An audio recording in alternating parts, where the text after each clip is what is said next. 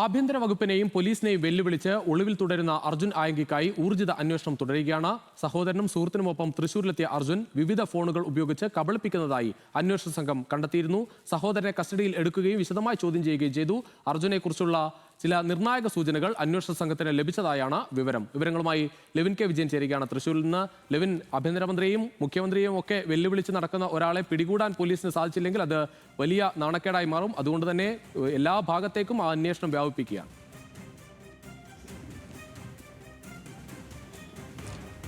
രുചിഷ്, ഇന്നലെ വൈകിട്ട് രമേശ് ചെന്നിത്തല ആഭ്യന്തരമന്ത്രി തൃശ്ശൂരിലെത്തിയിരുന്നു. നമ്മൾ അദ്ദേഹത്തെ നേരിൽ കണ്ട് ചോദിച്ചു ഇത്തരത്തിലുള്ള അർജുന്റെ വെല്ലുവിളിയുമായി ബന്ധപ്പെട്ടുകൊണ്ട് പോലീസ് അത്തരം കാര്യങ്ങളിൽ പ്രതികരിക്കാനില്ല, ഗുണ്ടകളെയും സാമൂഹിക വിരുദ്ധരെയും പോലീസ് പിടിക്കും, അത് അവരുടെ ജോലിയാണ്, അതിൽ അഭിപ്രായം പറയാനില്ല എന്നുള്ള മറുപടി നൽകിക്കൊണ്ട് അദ്ദേഹം കൂടുതൽ പ്രതികരണങ്ങൾ നടത്താതെ പോവുകയാണ് ഉണ്ടായത്. അദ്ദേഹം അങ്ങനെ പറയുന്നുണ്ടെങ്കിലും കർശന നിർദ്ദേശമാണ് പോലീസിനുള്ളത്.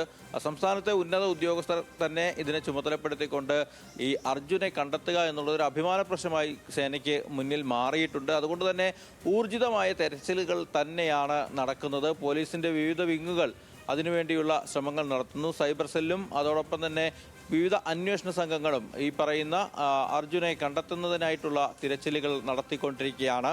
ഇന്നലെ രാത്രിയിൽ വൈകുന്നേരം അങ്ങനെ പല സമയങ്ങളിലായി പല സ്ഥലങ്ങളിൽ മൊബൈൽ ടവർ ലൊക്കേഷനുകൾ അർജുൻ്റേതെന്ന് കരുതുന്ന ഫോണിൻ്റേത് കണ്ടെത്തിയതാണ് തൃശ്ശൂരിൽ വ്യാപക തെരച്ചിലുകൾക്കും പരിശോധനകൾക്കും ഇടയാക്കിയത്. അങ്ങനെ കുന്നംകുളം ഭാഗത്തു നിന്നും എത്തിയ കാറിൽ തൃശ്ശൂരിൽ എത്തുകയും തൃശ്ശൂർ നഗരത്തിൻ്റെ വിവിധ സ്ഥലങ്ങളിലായി ഈ വാഹനം സഞ്ചരിക്കുകയും ചെയ്തു. പോലീസ് അങ്ങനെ സെർച്ച് നടത്തി തേക്കിൻകാട് മൈതാനത്ത് വെച്ച് വടക്കുംനാഥ ക്ഷേത്രത്തിന് പരിസരത്ത് വെച്ച് അർജുൻ്റെ സഹോദരൻ അഖിലിനെയും മറ്റും കസ്റ്റഡിയിലെടുക്കുകയും ചെയ്തിട്ടുണ്ട്. പിന്നീട് വൈകിട്ട് എറണാകുളം റൂറൽ പോലീസിന് ഈ അഖിലിനെ കൈമാറുകയും ചെയ്തിട്ടുണ്ട്. പോലീസ് ബോധപൂർവം പോലീസിനെ കബളിപ്പിക്കുന്നതിന് വേണ്ടിയുള്ള ശ്രമങ്ങളാണ് നടക്കുന്നത് എന്നുള്ള കാര്യത്തിൽ സംശയങ്ങളൊന്നുമില്ല. പല ഐഡികളിൽ നിന്നായി ഒരേ ഐഡിയിൽ നിന്നായി പല സ്ഥലങ്ങളിൽ നിന്ന് ഇങ്ങനെ സാമൂഹ്യ മാധ്യമ പോസ്റ്റുകൾ ഇടുന്നതും അതിൻ്റെ ഭാഗമായി തന്നെയാണ് എന്നുള്ളതാണ് അനുമാനിക്കുന്നത്. ഏതായാലും തൃശ്ശൂർ ജില്ലയിലേക്ക് അർജുൻ എത്തിയിട്ടുണ്ട് എന്ന് തന്നെയാണ് പോലീസ് കരുതുന്നത്. CCTV ദൃശ്യങ്ങൾ, ടോൾ പ്ലാസയിലെ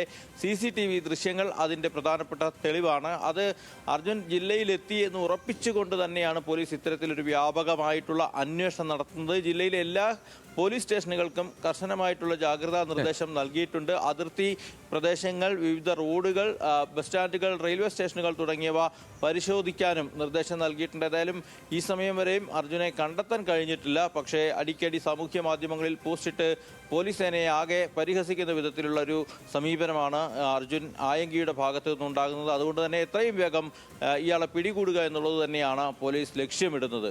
രുചീഷ്.